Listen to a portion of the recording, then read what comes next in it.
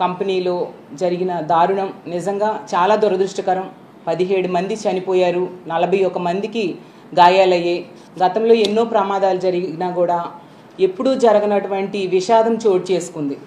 కానీ ఈ విషాదంలో ఆ బాధితులకి ప్రాణాలు కాపాడడంలో కానీ, అలాగే క్షతగాత్రుల్ని అంబులెన్సుల్లో తీసుకెళ్లడంలో కానీ, ఆ కంపెనీ యాజమాన్యం మీద చర్యలు తీసుకోవడంలో కానీ ఈ రాష్ట్ర ప్రభుత్వం పూర్తిగా విఫలమైంది.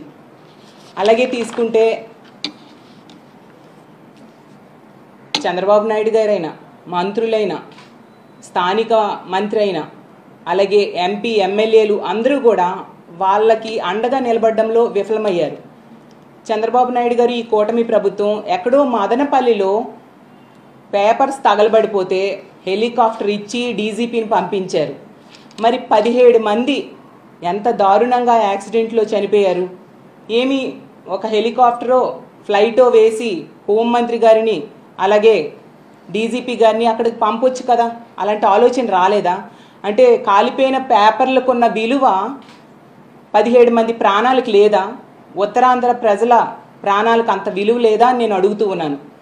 అలాగే తీసుకుంటే పాయకరావుపేట ఎమ్మెల్యే గారు, ఆవిడ ఎంతసేపు కూడా జగనన్నని తిట్టడం కోసమే ఆవిడ టైం వెచ్చిస్తారు తప్ప ఎక్కడా బాధ్యతగా తనకిచ్చిన బాధ్యతని నెరవేర్చడం మనం చూడలేదు.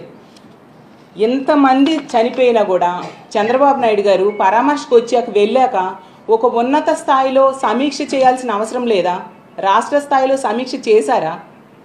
ఒక industries department, factories department, pollution department, కార్మిక శాఖ వీళ్ళందరితోని ఒక ఫైర్ డిపార్ట్మెంటు, ఎలక్ట్రికల్ డిపార్ట్మెంటు రాష్ట్ర స్థాయిలో ఉంటాయి కదా, వీళ్ళందరితో కలిపి ఒక సమీక్ష చేశారా? ఇది ఏమీ చేయకుండా వీకెండ్కేమో స్పెషల్ ఫ్లైట్లో హైదరాబాద్ వెళ్ళిపోయారు. సరే మంచిదే, కానీ ఇవి చేసి వెళ్ళొచ్చు కదా. అంటే లెక్కలేనితనం, నెగ్లిజెన్సీ, ప్రజల ప్రాణాల మీద వాళ్ళకున్న నెగ్లిజెన్సీని తెలియజేస్తూ ఉంది. అలాగే తీసుకుంటే వీళ్ళేమో వాళ్ళు బాధ్యత నెరవేర్చడంలో ఘోరంగా విఫలమయ్యి మళ్ళీ తిరిగి గత ప్రభుత్వం మీద, మా జగనన్న మీద బురద జల్లడానికి ప్రయత్నిస్తూ ఉన్నారు. దాన్ని చూసి ప్రజలు అసహించుకుంటూ ఉన్నారు. పాయకరావుపేట ఎమ్మెల్యే గారైతే మరీ దారుణంగా మాజీ ముఖ్యమంత్రి గారిని పట్టుకొని చాలా చులకనగా మాట్లాడుతూ ఉన్నారు. అసలు ఆవిడ అలా తిట్టినంత మాత్రాన జగన్ గారికి ఉన్న విలువ ఏమాత్రం తగ్గదు.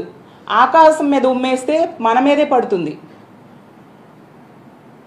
అసలు అనిత గారికి నేను ఒకటే అడుగుతూ ఉన్నాను, అమ్మ మీరు వాడుతున్న భాష, మీరు మాట్లాడుతున్న మాటలు ఈ సభ్య సమాజం వింటే ఏమనుకుంటుంది? రాష్ట్రంలో ఉన్న తల్లిదండ్రులు ఏంటి ఈవిడ ఇలాంటి భాష మాట్లాడుతున్నారు, మా పిల్లలు ఇది నేర్చుకుంటారేమో అని భయపడుతూ ఉన్నారు మీ భాష చూసి. అందరి వరకు ఎందుకు మీ పిల్లలు అడగరా, అమ్మ ఏంటి ఇలాంటి భాష మాట్లాడుతున్నావు అనేసి?